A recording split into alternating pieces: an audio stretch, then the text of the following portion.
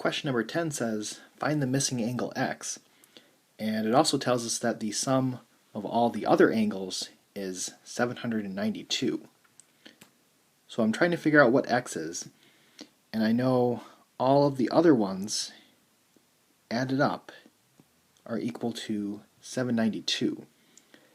So it's going to be helpful to know what is the sum of all of these angles, including x.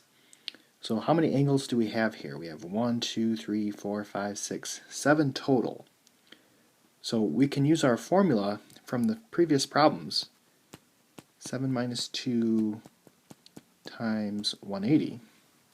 So that is 5 times 180. And we get 900 degrees.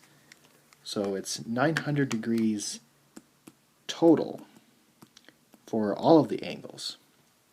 So if I take 900 degrees and subtract the 792, which is all of the angles besides x, then I get 108 degrees for x. So x itself is 108 degrees.